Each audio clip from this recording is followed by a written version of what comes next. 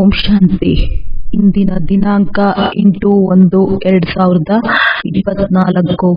ಮಧುರ ಮಕ್ಕಳೇ, ತಂದೆಯ ನೆನಪಿನಲ್ಲಿದ್ದು ಸದಾ ಹರ್ಷಿತವಾಗಿರಿ. ನೆನಪಿನಲ್ಲಿ ಇರುವವರು ಬಹಳ ರಮಣೀಕ ಮತ್ತು ಮಧುರರಾಗಿರುತ್ತಾರೆ. ಖುಷಿಯಲ್ಲಿದ್ದು ಸೇವೆಯನ್ನು ಮಾಡುತ್ತಾರೆ.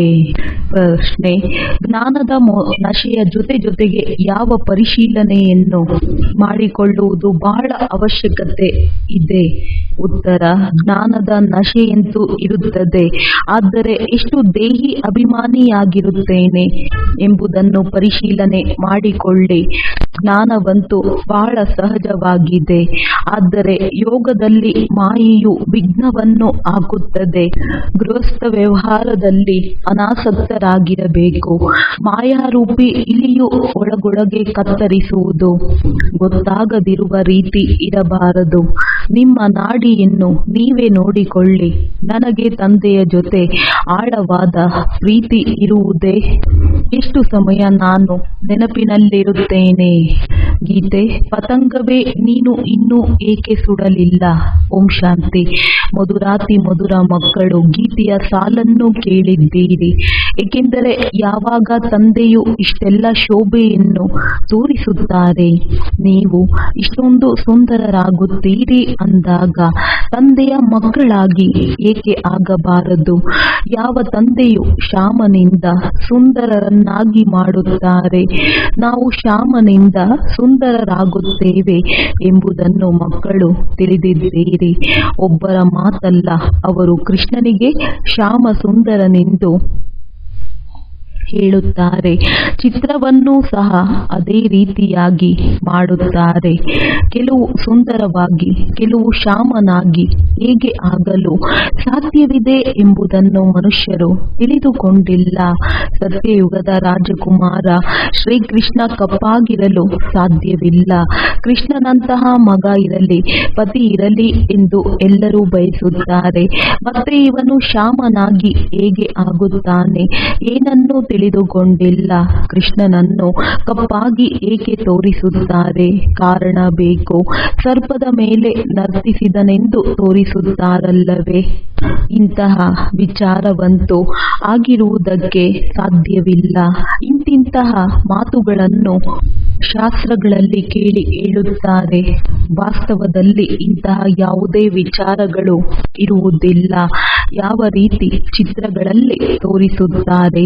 ಶ್ರೇಷ್ಠಶಯನದ ಮೇಲೆ ನಾರಾಯಣ ಕುಳಿತಿದ್ದಾನೆ. ಶ್ರೇಷ್ಠಶಯನದಂತಹ ಸರ್ಪವು ಯಾವುದು ಇರುವುದಕ್ಕೆ ಸಾಧ್ಯವಿಲ್ಲ.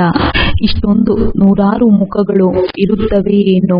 ಎಂತೆಂತಹ ಚಿತ್ರಗಳನ್ನು ಕುಳಿತು ಮಾಡಿಬಿಟ್ಟಿದ್ದಾರೆ. ತಂದೆಯು ತಿಳಿಸುತ್ತಾರೆ, ಇದರಲ್ಲಿ ಏನೂ ಇಲ್ಲ. ಇವೆಲ್ಲವೂ ಭಕ್ತಿ ಮಾರ್ಗದ ಚಿತ್ರಗಳಾಗಿವೆ.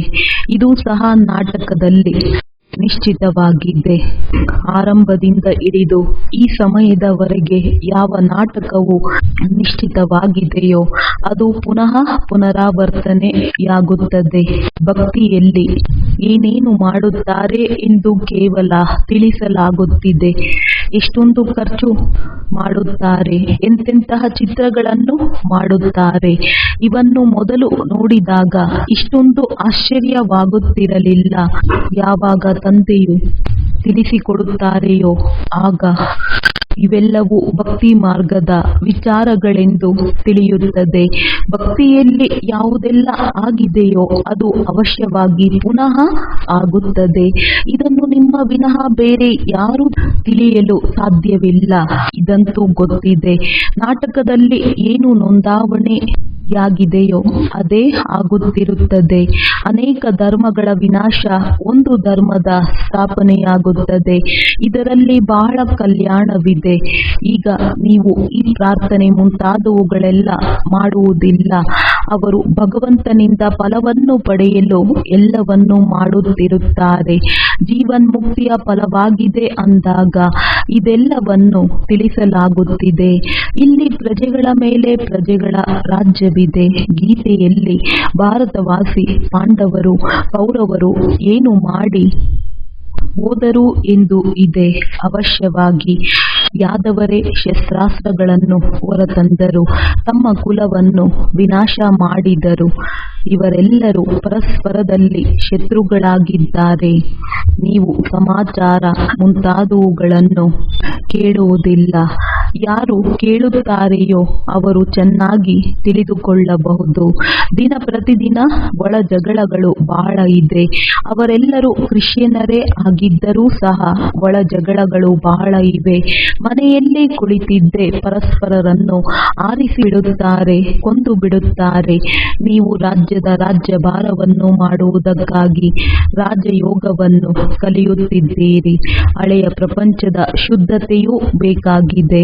ನಂತರ ಹೊಸ ಜಗತ್ತಿನಲ್ಲಿ ಎಲ್ಲವೂ ಹೊಸದಾಗಿರುತ್ತದೆ. ಅಲ್ಲಿ ಪಂಚತತ್ವಗಳು ಸಹ ಸತೋಪ್ರಧಾನವಾಗಿರುತ್ತವೆ. ಸಮುದ್ರದಿಂದ ನೀರು ಉಕ್ಕಿ ಬಂದು ನಷ್ಟ ಮಾಡುವಂತಹ ಶಕ್ತಿ ಇರುವುದಿಲ್ಲ. ಈಗಂತೂ ಪಂಚತತ್ವಗಳು ಇಷ್ಟೊಂದು ನಷ್ಟ ಮಾಡುತ್ತಿವೆ. ಅಲ್ಲಿ ಇಡೀ ಪ್ರಕೃತಿಯೇ ದಾಸಿಯಾಗಿರುತ್ತದೆ. ಆದ್ದರಿಂದ ಅಲ್ಲಿ ದುಃಖದ ಮಾತೇ ಇರುವುದಿಲ್ಲ. ಇದು ಸಹ ಮಾಡಲ್ಪಟ್ಟಿರುವ ನಾಟಕದ ಆಟವಾಗಿದೆ. ಸತ್ಯಯುಗವನ್ನು ಸ್ವರ್ಗವೆಂದು ಹೇಳಲಾಗುತ್ತದೆ. ಕ್ರಿಶ್ಚಿಯನರು ಸಹ ಮೊಟ್ಟ ಮೊದಲು ಸ್ವರ್ಗವಿತ್ತೆಂದು ಹೇಳುತ್ತಾರೆ. ಭಾರತವು ಅವಿನಾಶಿ ಖಂಡವಾಗಿದೆ. ಕೇವಲ ನಮ್ಮನ್ನು ಮುಕ್ತರನ್ನಾಗಿ ಮಾಡುವ ತಂದೆ ಭಾರತದಲ್ಲಿ ಬರುತ್ತಾರೆಂದು ಅವರಿಗೆ ಗೊತ್ತಿಲ್ಲ. ಶಿವ ಜಯಂತಿಯನ್ನು ಆಚರಿಸುತ್ತಾರೆ, ಆದರೂ ಸಹ ತಿಳಿಯಲು ಸಾಧ್ಯವಾಗಿಲ್ಲ. ಈಗ ನೀವು ತಿಳಿಸಿಕೊಡುತ್ತೀರಿ, ಭಾರತದಲ್ಲಿ ಶಿವ ಜಯಂತಿಯನ್ನು ಆಚರಿಸಲಾಗುತ್ತಿದೆ ಅಂದಾಗ ಅವಶ್ಯವಾಗಿ ಶಿವ ತಂದೆಯು ಭಾರತದಲ್ಲಿ ಬಂದು ಸ್ವರ್ಗವನ್ನು ಸ್ಥಾಪನೆ ಮಾಡಿದ್ದರು. ಈಗ ಪುನಃ ಮಾಡುತ್ತಿದ್ದಾರೆ. ಯಾರು ಪ್ರಜೆಗಳಾಗುವವರಿದ್ದಾರೆ ಅವರ ಬುದ್ಧಿಯಲ್ಲಿ ಏನು ಕುಳಿತುಕೊಳ್ಳುವುದಿಲ್ಲ. ಯಾರು ರಾಜಧಾನಿಯಲ್ಲಿ ಇರುವವರಾಗಿದ್ದಾರೆ ಅವರು ತಿಳಿಯುತ್ತಾರೆ, ನಿಜಕ್ಕೂ ನಾವು ಶಿವ ತಂದೆಯ ಮಕ್ಕಳಾಗಿದ್ದೇವೆ. ಪ್ರಜಾಪಿತ ಬ್ರಹ್ಮನೂ ಇದ್ದಾರೆ. ಮುಕ್ತಿದಾತ ಜ್ಞಾನಸಾಗರ ಸ್ವಯಂ ತಂದೆಯೇ ಆಗಿದ್ದಾರೆ. ಆದರೆ ಬ್ರಹ್ಮನಿಗೆ ಹೇಳುವುದಿಲ್ಲ. ಬ್ರಹ್ಮನಿಗೂ ಸಹ ಅವರಿಂದಲೇ ಮುಕ್ತಿಯಾಗುತ್ತದೆ. ಎಲ್ಲರನ್ನೂ ಒಬ್ಬ ತಂದೆಯೇ ಮುಕ್ತರನ್ನಾಗಿ ಮಾಡುತ್ತಾರೆ, ಏಕೆಂದರೆ ಎಲ್ಲರೂ ತಮೋಪ್ರಧಾನ ಆಗಿದ್ದಾರೆ. ಈ ರೀತಿ ಆಂತರ್ಯದಲ್ಲಿ ವಿಚಾರ ಸಾಗರ ಮಂಥನ ನಡೆಯಬೇಕು. ನಾವು ಇಂತಹ ಮುರುಳಿಯನ್ನು ನುಡಿಸಿದೆವೆಂದರೆ ಮನುಷ್ಯರಿಗೆ ತಕ್ಷಣ ಅರ್ಥವಾಗುತ್ತದೆ. ಮಕ್ಕಳಂತೂ ನಂಬರ್ ವಾರ್ ಇದ್ದೇ ಇದ್ದಾರೆ. ಇದು ಜ್ಞಾನವಾಗಿದೆ. ನಿತ್ಯವೂ ಇದನ್ನು ಅಭ್ಯಾಸ ಮಾಡಬೇಕು. ಭಯಪಟ್ಟು ವಿದ್ಯೆಯನ್ನು ಬಿಡುವುದಂತೂ ಸರಿಯಿಲ್ಲ. ನಂತರ ಕರ್ಮ ಬಂಧನವೆಂದು ಹೇಳುತ್ತಾರೆ. ನೋಡಿ, ಪ್ರಾರಂಭದಲ್ಲಿ ಎಷ್ಟೊಂದು ದಿನ ಮನೆ ಬಿಟ್ಟು ಬಂದರು. ನಂತರ ಕೆಲವರು ಹೊರಟು ಹೋದರು. ಸಿನ್ನಲ್ಲಿ ಬಹಳಷ್ಟು ಮಕ್ಕಳು ಬಂದರು. ನಂತರ ತೊಂದರೆಗೊಳಗಾಗಿ ಎಷ್ಟೊಂದು ಜನ ಶತ್ರುಗಳಾದರು. ಮೊದಲು ಅವರಿಗೆ ಜ್ಞಾನವು ಬಹಳ ಚೆನ್ನಾಗಿ ಇಷ್ಟವಾಗುತ್ತಿತ್ತು. ಇವರಿಗೆ ಭಗವಂತನ ಕೊಡುಗೆ ಸಿಕ್ಕಿದೆ ಎಂದು ತಿಳಿದಿದ್ದರು. ಈಗಲೂ ಅದೇ ರೀತಿ ತಿಳಿಯುತ್ತಾರೆ. ಯಾವುದೋ ಶಕ್ತಿ ಇದೆ, ಆದರೆ ಪರಮಾತ್ಮನ ಪ್ರವೇಶತೆ ಎಂದು ತಿಳಿಯುವುದಿಲ್ಲ. ಇಂದಿನ ದಿನಗಳಲ್ಲಿ ರಿದ್ಧಿ ಸಿದ್ಧಿಯ ಶಕ್ತಿ ಬಹಳ ಜನರಲ್ಲಿದೆ. ಗೀತೆಯನ್ನು ತೆಗೆದುಕೊಂಡು ಹೇಳುತ್ತಿರುತ್ತಾರೆ. ತಂದೆಯು ತಿಳಿಸುತ್ತಾರೆ, ಇದೆಲ್ಲವೂ ಭಕ್ತಿ ಮಾರ್ಗದ ಪುಸ್ತಕಗಳೇ ಆಗಿವೆ. ಜ್ಞಾನ ಸಾಗರನಂತೂ ನಾನೇ ಆಗಿದ್ದೇನೆ. ನನ್ನನ್ನೇ ಭಕ್ತಿ ಮಾರ್ಗದಲ್ಲಿ ನೆನಪು ಮಾಡುತ್ತಾರೆ. ನಾಟಕದನುಸಾರ ಇದು ಸಹ ನೋಂದಾವಣೆಯಾಗಿದೆ. ಸಾಕ್ಷಾತ್ಕಾರವೂ ಆಗುತ್ತದೆ. ಭಕ್ತಿ ಮಾರ್ಗದವರನ್ನು ಸಹ ಸಂತುಷ್ಟರನ್ನಾಗಿ ಮಾಡುತ್ತಾರೆ. ಜ್ಞಾನವನ್ನು ತೆಗೆದುಕೊಳ್ಳದಿದ್ದರೆ ಅವರಿಗೆ ಭಕ್ತಿಯೂ ಸಹ ಒಳ್ಳೆಯದು. ಅಂದರೂ ಸಹ ಮನುಷ್ಯರು ಸುಧಾರಣೆಯಾಗುತ್ತಾರೆ. ಕಳ್ಳತನ ಮುಂತಾದವುಗಳನ್ನು ಮಾಡುವುದಿಲ್ಲ. ಭಗವಂತನ ಭಜನೆ ಮಾಡುವವರು ಎಂದೂ ಸಹ ಉಲ್ಟಾ ಮಾತುಗಳನ್ನಾಡುವುದಿಲ್ಲ. ಎಷ್ಟಾದರೂ ಭಕ್ತರಲ್ಲವೇ? ಇಂದಿನ ದಿನಗಳಲ್ಲಿ ಭಕ್ತರಾಗಿದ್ದರೂ ಸಹ ದಿವಾಳಿಯಾಗಿ ಬಿಡುತ್ತಾರೆ. ಶಿವತಂದೆಯ ಮಕ್ಕಳಾದರೆ ದಿವಾಳಿಯಾಗುವುದಿಲ್ಲ ಎಂದೇನಲ್ಲ. ಇಂದಿನ ಕರ್ಮದ ಲೆಕ್ಕವಿದ್ದರೆ ದಿವಾಳಿಯಾಗುತ್ತಾರೆ. ಜ್ಞಾನದಲ್ಲಿ ಬಂದಿದ್ದರೂ ದಿವಾಳಿಯಾಗಿ ಬಿಡುತ್ತಾರೆ. ಇದಕ್ಕೆ ಜ್ಞಾನದ ಸಂಬಂಧವೇನೂ ಇಲ್ಲ. ನೀವು ಮಕ್ಕಳಿಗೆ ಸೇವೆಯಲ್ಲಿ ತೊಡಗಿದ್ದೀರಿ. ಶ್ರೀಮತದಂತೆ ಸೇವೆಯಲ್ಲಿ ತೊಡಗುವುದರಿಂದ ಫಲವನ್ನು ಪಡೆಯುತ್ತೇವೆಂದು ತಿಳಿದಿದ್ದೀರಿ. ನಾವು ಎಲ್ಲವನ್ನು ಅಲ್ಲಿಗೆ ವರ್ಗಾವಣೆ ಮಾಡಬೇಕು. ಬ್ಯಾಗೇಜ್ ಎಲ್ಲವನ್ನು ವರ್ಗಾವಣೆ ಮಾಡಬೇಕು. ಬಾಬಾರವರಿಗೆ ಮೊದಲು ಮಜಾ ಬಂದು ಬಿಟ್ಟಿತು. ಅಲ್ಲಿಂದ ಯಾವಾಗ ಹೊರಟರು ಆಗ ಗೀತೆಯನ್ನು ಬರೆದರು. ಅಲಫ್ಗೆ ಅಲ್ಲಾ ಸಿಕ್ಕಿದರು, ಬೇ ಸಿಕ್ಕಿತು ಬಾದ್ಶಾಹಿ. ಬ್ರಹ್ಮ ಬಾಬಾರವರಿಗೆ ಚತುರ್ಭುಜ ವಿಷ್ಣುವಿನ ಶ್ರೀಕೃಷ್ಣನ ಸಾಕ್ಷಾತ್ಕಾರವಾದಾಗ ಅನಿಸುತ್ತಿತ್ತು ದ್ವಾರಿಕಾದ ಚಕ್ರವರ್ತಿಯಾಗುತ್ತೇನೆ. ಈ ರೀತಿ ನಶೆ ಏರುತ್ತಿತ್ತು. ಈಗ ಈ ವಿನಾಶಿ ಪೈಸೆ ಹಣವನ್ನು ಏನು ಮಾಡುವುದು ಅಂದಾಗ ನೀವು ಮಕ್ಕಳಿಗೂ ಸಹ ಖುಷಿಯಾಗಬೇಕು. ನಮಗೆ ತಂದೆಯು ಸ್ವರ್ಗದ ರಾಜ್ಯ ಭಾಗ್ಯವನ್ನು ಕೊಡುತ್ತಾರೆ. ಆದರೆ ಮಕ್ಕಳು ಇಷ್ಟೊಂದು ಪುರುಷಾರ್ಥವನ್ನು ಮಾಡುವುದಿಲ್ಲ. ನಡೆಯುತ್ತಾ ಬಿದ್ದು ಬಿಡುತ್ತಾರೆ. ಒಳ್ಳೊಳ್ಳೆಯ ಮಕ್ಕಳು ತಂದೆಗೆ ನಿಮಂತ್ರಣ ಕೊಡುವಂತವರು ಎಂದು ತಂದೆಯನ್ನು ನೆನಪೇ ಮಾಡುವುದಿಲ್ಲ. ನಾವು ಬಹಳ ಖುಷಿಯಾಗಿದ್ದೇವೆಂದು ತಂದೆಯ ಬಳಿಗೆ ಪತ್ರ ಬರಬೇಕು. ತಂದೆಯೇ, ನಾವು ನಿಮ್ಮ ನೆನಪಿನಲ್ಲಿ ಮಸ್ತರಾಗಿರುತ್ತೇವೆ. ಬಹಳಷ್ಟು ಮಕ್ಕಳು ಎಂದು ನೆನಪೇ ಮಾಡುವುದಿಲ್ಲ. ನೆನಪಿನ ಯಾತ್ರೆಯಲ್ಲಿಯೇ ಖುಷಿಯು ಹೆಚ್ಚಾಗಿರುತ್ತದೆ. ಬಲೆ ಜ್ಞಾನದಲ್ಲಿ ಎಷ್ಟೇ ಮಸ್ತರಾಗಿದ್ದರೂ ದೇಹಾಭಿಮಾನವು ಎಷ್ಟಿರುತ್ತದೆ? ಆತ್ಮಾಭಿಮಾನಿ ಸ್ಥಿತಿಯು ಎಲ್ಲಿರುತ್ತದೆ? ಜ್ಞಾನವಂತೂ ಬಹಳ ಸರಳವಾಗಿದೆ. ಯೋಗದಲ್ಲಿಯೇ ಮಾಯೆಯು ವಿಘ್ನಗಳನ್ನು ಹಾಕುತ್ತದೆ. ಗೃಹಸ್ಥ ವ್ಯವಹಾರದಲ್ಲಿಯೂ ಅನಾಸಕ್ತರಾಗಿರಬೇಕು. ಮಾಯೆಯಿಂದ ಚೆಳ್ಳೆ ಹಣ್ಣನ್ನು ತಿನ್ನುವಂತೆ ಆಗಬಾರದು. ಮಾಯೆಯು ಇಲಿಯಂತೆ ಕಚ್ಚುತ್ತದೆ. ಇಲಿಯು ಈ ರೀತಿ ಕಚ್ಚುತ್ತದೆ. ಬಲೆ ರಕ್ತ ಹೊರಬಂದರೂ ಗೊತ್ತಾಗುವುದಿಲ್ಲ. ಮಕ್ಕಳಿಗೆ ದೇಹಾಭಿಮಾನದಲ್ಲಿ ಬರುವುದರಿಂದ ಎಷ್ಟು ನಷ್ಟವಾಗುತ್ತದೆ ಎಂದು ತಿಳಿಯುವುದೇ ಇಲ್ಲ. ಶ್ರೇಷ್ಠ ಪದವಿ ಪಡೆಯಲಾರರು. ತಂದೆಯಿಂದ ಪೂರ್ಣ ಆಸ್ತಿಯನ್ನು ತೆಗೆದುಕೊಳ್ಳಬೇಕು. ಮೊಮ್ಮ ಬಾಬಾರವರಂತೆ ತಂದೆಯ ಸಿಂಹಾಸನಾಧೀಶ ಆಗೋಣ. ತಂದೆಯು ಮನವನ್ನು ಗೆಲ್ಲುವಂತವರಾಗಿದ್ದಾರೆ. ದಿಲ್ವಾಡ ಮಂದಿರದಲ್ಲಿಯೂ ಸಹ ಪೂರ್ಣ ನೆನಪಾರ್ಥವಿದೆ. ಒಳಗಡೆ ಆನೆಗಳ ಮೇಲೆ ಮಹಾರಥಿಗಳು ಕುಳಿತಿದ್ದಾರೆ. ನಿಮ್ಮಲ್ಲಿಯೂ ಸಹ ಮಹಾರಥಿಗಳು, ಕುದುರೆ ಸವಾರರು, ಕಾಲಾಳುಗಳು ಇದ್ದಾರೆ.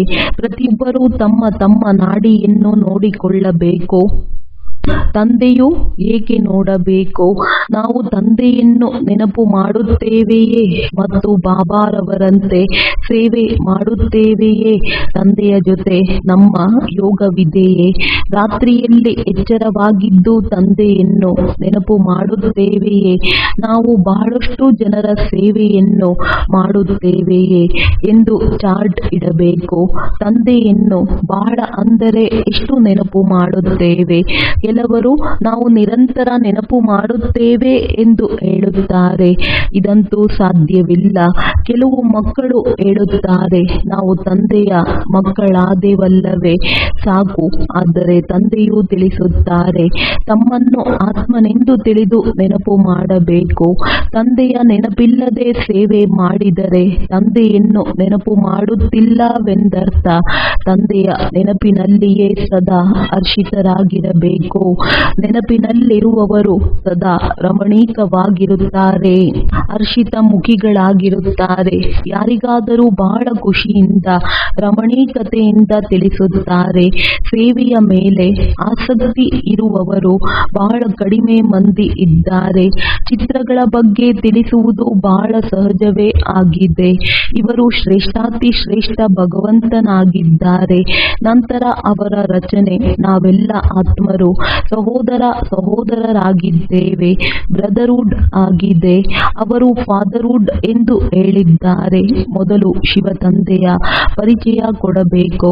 ಇವರು ಎಲ್ಲ ಆತ್ಮರ ಪಿತನಾಗಿದ್ದಾರೆ, ಪರಂಪಿತ ಪರಮಾತ್ಮನಾಗಿದ್ದಾರೆ.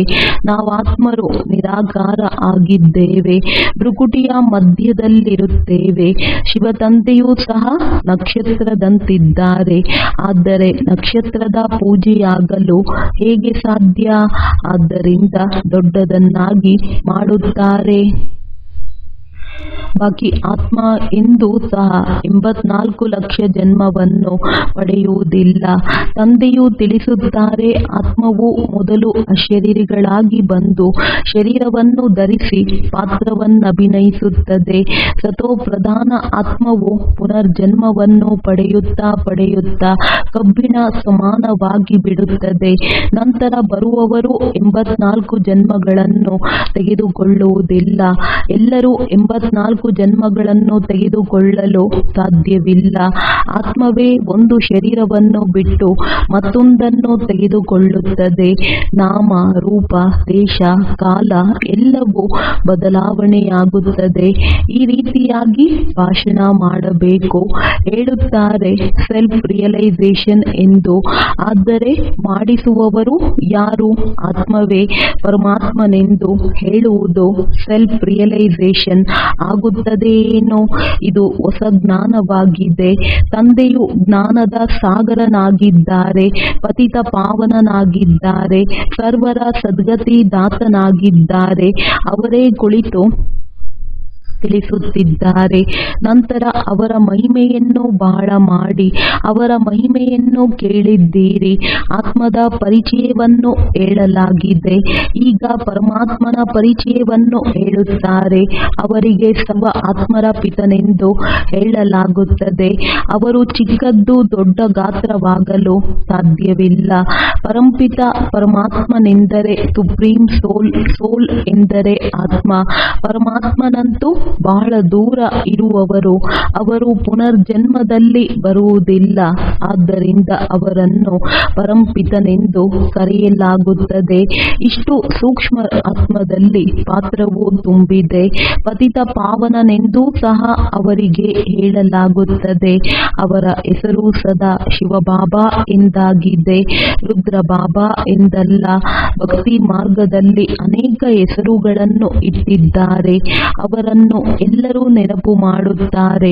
ಪತಿತ ಪಾವನ ಬಂದು ಎಲ್ಲರನ್ನು ಪಾವನ ಮಾಡು ಎಂದು ಅಂದಾಗ ಅವಶ್ಯವಾಗಿ ಬರಬೇಕಾಗುತ್ತದೆ. ಅವರು ಒಂದು ಧರ್ಮದ ಸ್ಥಾಪನೆಯನ್ನು ಯಾವಾಗ ಮಾಡಬೇಕಾಗುತ್ತದೆಯೋ ಆಗ ಬರುತ್ತಾರೆ. ಆದಿ ಸನಾತನ ದೇವಿ ದೇವತಾ ಧರ್ಮದ ಸ್ಥಾಪನೆಗಾಗಿ ಬರುತ್ತಾರೆ. ಈಗ ಕಲಿಯುಗ ಅಂದಾಗ ಬಹಳಷ್ಟು ಮನುಷ್ಯರಿದ್ದಾರೆ. ಸತ್ಯಯುಗದಲ್ಲಿ ಬಹಳ ಕಡಿಮೆ ಮನುಷ್ಯರಿರುತ್ತಾರೆ. ಬ್ರಹ್ಮನ ಮೂಲಕ ಸ್ಥಾಪನೆ, ಶಂಕರನ ಮೂಲಕ ವಿನಾಶ ಎಂದು ಗಾಯನವಿದೆ. ಗೀತೆಯ ಮುಖಾಂತರವೇ ಆದಿ ಸನಾತನ ಧರ್ಮದ ಸ್ಥಾಪನೆಯಾಗಿತ್ತು. ಕೇವಲ ಅದರಲ್ಲಿ ಮರೆತು ಕೃಷ್ಣನ ಹೆಸರನ್ನು ಹಾಕಲಾಗಿದೆ. ತಂದೆಯು ಹೇಳುತ್ತಾರೆ, ಕೃಷ್ಣನಂತೂ ಪುನರ್ಜನ್ಮದಲ್ಲಿ ಬರುವವನಾಗಿದ್ದಾನೆ, ನಾನಂತೂ ಬರುವುದಿಲ್ಲ ಅಂದಾಗ ಈಗ ತೀರ್ಮಾನ ಮಾಡಿ ಪರಂಪಿತ ಪರಮಾತ್ಮ ಶಿವನೋ ಅಥವಾ ಶ್ರೀಕೃಷ್ಣನೋ ಎಂದು. ಗೀತೆಯ ಭಗವಂತ ಯಾರಾಗಿದ್ದಾರೆ? ಭಗವಂತನೆಂದು ಒಬ್ಬರಿಗೆ ಹೇಳಲಾಗುತ್ತದೆ ಎಲ್ಲವೇ. ಆದರೂ ಈ ಮಾತುಗಳನ್ನು ಒಂದು ವೇಳೆ ಯಾರಾದರೂ ಒಪ್ಪದಿದ್ದರೆ ಇವರು ನಮ್ಮ ಧರ್ಮದವರಲ್ಲವೆಂದು ತಿಳಿಯಬೇಕು. ಸತ್ಯಯುಗದಲ್ಲಿ ಬರುವವರು ತಕ್ಷಣ ಒಪ್ಪುತ್ತಾರೆ ಮತ್ತು ಧಾರಣೆ ಮಾಡಲು ತೊಡಗುತ್ತಾರೆ. ಮೂಲ ಮಾತೆ ಇದಾಗಿದೆ. ಇದರಲ್ಲಿಯೇ ನಿಮ್ಮ ವಿಜಯವಿದೆ. ಆದರೆ ದೇಹಿ ಅಭಿಮಾನಿ ಸ್ಥಿತಿಯು ಎಲ್ಲಿದೆ? ಪರಸ್ಪರ ನಾಮರೂಪದಲ್ಲಿ ಸಿಲುಕಿ ಬಿಡುತ್ತಾರೆ. ಭಕ್ತಿ ಮಾರ್ಗದಲ್ಲಿಯೂ ಪಾರಬ್ರಹ್ಮನನ್ನು ಪಡೆಯಬೇಕೆಂದು ಬಯಕೆ ಇತ್ತು. ಉಳಿದ ಭಯ ಎಲ್ಲಿಯದು ಬಹಳ ಸಾಹಸ ಬೇಕಾಗಿದೆ. ಭಾಷಣ ಮಾಡುವವರು ಆತ್ಮದ ಜ್ಞಾನವನ್ನು ಬಹಳ ಮಸ್ತಿಯಿಂದ ಕೊಡಬೇಕು. ನಂತರ ಪರಮಾತ್ಮನೆಂದು ಯಾರಿಗೆ ಹೇಳಲಾಗುತ್ತದೆ ಎಂದು ಇದರ ಬಗ್ಗೆ ತಿಳಿಸಬೇಕು. ತಂದೆಯ ಮಹಿಮೆಯಾಗಿದೆ ಪ್ರೇಮ ಸಾಗರ, ಶಾಂತಿಯ ಸಾಗರ. ಮಕ್ಕಳದ್ದು ಸಹ ಅದೇ ರೀತಿ ಮಹಿಮೆ ಇದೆ. ಯಾರ ಮೇಲಾದರೂ ಕೋಪ ಮಾಡಿಕೊಳ್ಳುವುದೆಂದರೆ ಕಾನೂನನ್ನು ಕೈಗೆತ್ತಿಕೊಂಡಂತೆ. ತಂದೆಯು ಇಷ್ಟೊಂದು ಮಧುರವಾಗಿದ್ದಾರೆ. ಮಕ್ಕಳು ಯಾವುದೇ ಕೆಲಸದಲ್ಲಿ ಆಗುವುದಿಲ್ಲವೆಂದರೆ ಅವರು ಪದವಿಗೆ ಯೋಗ್ಯರಾಗುವುದಿಲ್ಲ. ಬಹಳ ಮಧುರರಾಗಬೇಕಾಗಿದೆ. ಒಳ್ಳೆಯದು. ಮಧುರಾತಿ ಮಧುರ ಅಗಲಿ ಹೋಗಿ ಮರಳಿ ಸಿಕ್ಕಿದ ಮಕ್ಕಳ ಪ್ರತಿ ಮಾತ್ಪಿತಾ ಬಾಪ್ದಾದಾರವರ ನೆನಪು, ಪ್ರೀತಿ ಹಾಗೂ ಗುಡ್ ಮಾರ್ನಿಂಗ್. ಆತ್ಮಿಕ ತಂದೆಯ ಆತ್ಮಿಕ ಮಕ್ಕಳಿಗೆ ನಮಸ್ತೆ. ಧಾರಣೆಗಾಗಿ ಮುಖ್ಯ ಸಾರ: ತಮ್ಮ ಬ್ಯಾಗೇಜ್ ಅನ್ನು ವರ್ಗಾವಣೆ ಮಾಡಿ ಖುಷಿ ಮತ್ತು ಮಸ್ತಿಯಲ್ಲಿರಬೇಕಾಗಿದೆ. ಮೊಮ್ಮ ಬಾಬಾರವರ ಸಮಾನ ಸಿಂಹಾಸನಾಧೀಶರಾಗಬೇಕಾಗಿದೆ. ಬಹಳಷ್ಟು ನೆನಪಿನಲ್ಲಿರಬೇಕಾಗಿದೆ. ಯಾರದೇ ಭಯದಿಂದ ವಿದ್ಯೆಯನ್ನು ಬಿಡಬಾರದಾಗಿದೆ. ನೆನಪಿನಿಂದ ತಮ್ಮ ಕರ್ಮ ಬಂಧನಗಳನ್ನು ಹಗುರ ಮಾಡಿಕೊಳ್ಳಬೇಕಾಗಿದೆ. ಎಂದು ಕ್ರೋಧದಲ್ಲಿ ಬಂದು ಕಾನೂನನ್ನು ಕೈಗೆ ತೆಗೆದುಕೊಳ್ಳಬಾರದಾಗಿದೆ. ಯಾವುದೇ ಸೇವೆಯಲ್ಲಿ ಆಗುವುದಿಲ್ಲವೆಂದು ಹೇಳಬಾರದು. ವರದಾನ: ರಾಯಲ್ ಮತ್ತು ಸರಳ ಎರಡರ ಬ್ಯಾಲೆನ್ಸ್ನಿಂದ ಕಾರ್ಯ ಮಾಡುವಂತಹ ಬ್ರಹ್ಮ ತಂದೆ ಸಮಾನ ಭವ. ಹೇಗೆ ಬ್ರಹ್ಮ ತಂದೆ ಸಾಧಾರಣವಾಗಿದ್ದರೂ ಅಷ್ಟು ಶ್ರೇಷ್ಠವೂ ಅಲ್ಲ, ಅಷ್ಟು ಕನಿಷ್ಠವೂ ಅಲ್ಲ. ಬ್ರಾಹ್ಮಣರ ಆದಿಯಿಂದ ಇಲ್ಲಿಯವರೆಗಿನ ನಿಯಮವಾಗಿದೆ. ಪೂರ್ತಿ ಸಾಧಾರಣವೂ ಅಲ್ಲ, ಇಲ್ಲ ಬಹಳ ರಾಯಲ್ ಆಗೂ ಇರಬಾರದು, ಮಧ್ಯದಲ್ಲಿರಬೇಕು. ಈಗ ಸಾಧನಗಳು ಬಹಳ ಇವೆ, ಸಾಧನ ಕೊಡುವಂತವರು ಇದ್ದಾರೆ. ಆದರೂ ಸಹ ಯಾವುದೇ ಕಾರ್ಯ ಮಾಡಿದರೆ ಅದು ಮಧ್ಯಮದ್ದಾಗಿರಬೇಕು. ಬೇರೆಯವರು ಈ ರೀತಿ ಹೇಳಬಾರದು, ಇವರಂತೂ ರಾಜರಂತಹ ಜೀವನ ನಡೆಸುತ್ತಾರೆ ಎಂದು. ಎಷ್ಟು ಸಾಧಾರಣ ಅಷ್ಟೇ ರಾಯಲ್. ಎರಡರ ಬ್ಯಾಲೆನ್ಸ್ ಇರಬೇಕು. ಸ್ಲೋಗನ್: ಬೇರೆಯವರನ್ನು ನೋಡುವ ಬದಲು ಸ್ವಯಂವನ್ನು ನೋಡಿಕೊಳ್ಳಿ ಮತ್ತು ನೆನಪು ಇಟ್ಟುಕೊಳ್ಳಿ, ಯಾವ ಕರ್ಮ ನಾವು ಮಾಡುತ್ತೇವೆ ನಮ್ಮನ್ನು ನೋಡಿ ಬೇರೆಯವರು ಮಾಡುತ್ತಾರೆ. ಅವ್ಯಕ್ತ ಸೈಲೆನ್ಸ್ನ ಮೂಲಕ ಡಬಲ್ ಲೈಟ್ ಫರಿಸ್ತಾ ಸ್ಥಿತಿಯ ಅನುಭವ ಮಾಡಿ. ಈಗ ನಿಮ್ಮ ಇಡೀ ವ್ಯವಹಾರ ಶ್ರೇಷ್ಠ ಸಂಕಲ್ಪದ ಮೂಲಕ ಸೂಚನೆಗಳಿಂದ ನಡೆಯಬೇಕಾಗಿದೆ. ಇಂತಹ ಲೈಟ್ ರೂಪದಲ್ಲಿರಿ. ಯಾವುದು ವ್ಯರ್ಥ ಸಂಕಲ್ಪ, ವ್ಯರ್ಥ ಸಮಯ ಸಮಾಪ್ತಿಯಾಗಿ ಬಿಡಲಿ. ಅದೇ ಸಂಕಲ್ಪ ಬರಲಿ. ಯಾವುದು ಆಗಬೇಕೋ ಮತ್ತು ಯಾರಿಗೆ ಮಾಡಬೇಕೋ ಅವರ ಬುದ್ಧಿಯಲ್ಲಿಯೇ ಆ ಸಂಕಲ್ಪ ಬರಲಿ, ಇದು ಮಾಡಬೇಕೆಂದು. ಆಗ ಈ ಸಾಕಾರ ಸೂಕ್ಷ್ಮ ವತನವಾಗಿ ಬಿಡುವುದು. ಒಳ್ಳೆಯದು. ಓಂ ಶಾಂತಿ.